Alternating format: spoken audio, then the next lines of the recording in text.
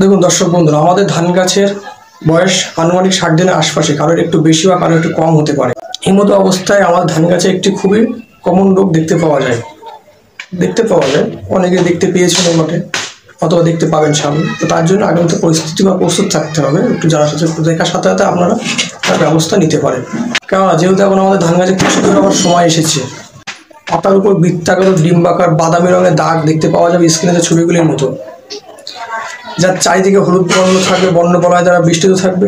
এবং দাগটি বাড়ার সঙ্গে সঙ্গে, দাগটি যখনই বাড়বে, এই বাড়ার সঙ্গে সঙ্গে তাকে একটা সঙ্গের কেন্দ্র করবে, একটা কেন্দ্র পয়েন্ট নেবে। কেন্দ্র পয়েন্ট থেকে বাদবাকি অংশটি বাদামি দাগ দ্বারা আবৃত্তিত হবে। বাদামি দাগটির দ্বারা ধূসর দাগ, যার চারিদিকে হলুদ বর্ণ বলয় থাকে, এবং দাগটি বাড়ার সঙ্গে সঙ্গে কেন্দ্রে একটি ধূসর দাগ দেখতে পাওয়া যায়, যা প্রান্ত লালচে বাদামি, যা প্রান্তটিকে লালচে বাদামি দাগ দ্বারা আবৃত করে থাকে স্ক্রিনে দেওয়া ছবিগুলির মতো।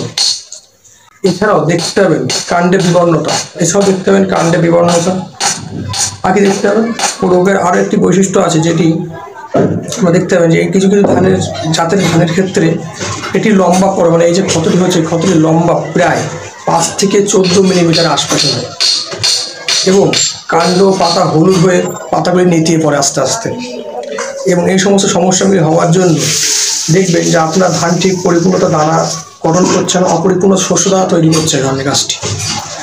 এছাড়াও আপনার ধানের গুণগত মান বা ধানের দানার গুণগত মানটি খুবই হ্রাস পেয়ে যায়। কিন্তু সমস্যাগুলি আপনারা দেখতে পাবেন। আমাদের ভিডিও ভালো লাগলে চ্যানেলটিকে অবশ্যই সাবস্ক্রাইব করুন, পাশে থাকুন, এবং পাশে থাকা বেল বাটন প্রেস করে রাখুন, যাতে আমরা যখনই ভিডিও আপলোড দেবো সর্বপ্রথম ভিডিও আপনার কাছে পৌঁছতে পারে। এছাড়াও একটি লাইক দেবেন, ভিডিওটি শেয়ার করবেন, যাতে আরও আমরা বিভিন্ন চাষির কাছে পৌঁছাতে পারি খুব দ্রুত।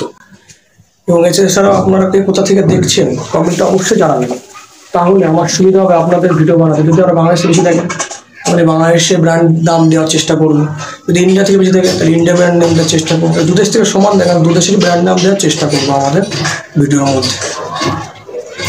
তো অবশ্যই কমেন্টে জানাবেন কে কোথা থেকে ভিডিওটি দেখছেন। সমস্যা সব কিছু জানা গেল, এবার তাহলে চিকিৎসা জানতে হবে। কাজের বিষয় সমস্যা যখন জেনে গেছে, চিকিৎসা জানলে সমস্যার সমাধান হয়ে যাচ্ছে আমাদের।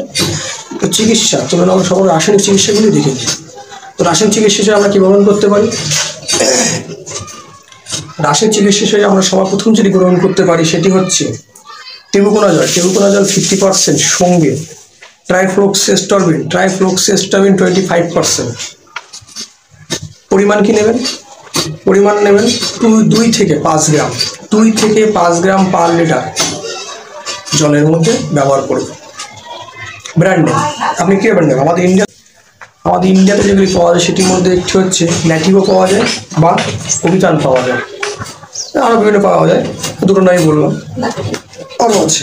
এছাড়াও আপনারা ব্যবহার করতে পারেন প্রোপিনেপ 70% WG ব্যবহার করবেন 1 থেকে 2 গ্রাম পার লিটার জলে, অথবা 1.25 গ্রাম পার লিটার জল।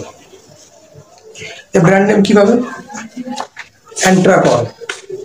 অ্যান্ট্রাকল অথবা IPL Pro।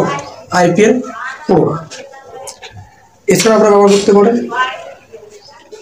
ফ্লুফাইরাম 17.7% সঙ্গে টেবুকোনাজল 17.7% এসি। পরিমাণ কি নেবেন? 1 ml পার লিটার জল। ব্র্যান্ড কি পাবেন? লুনা অথবা পাবেন উডান।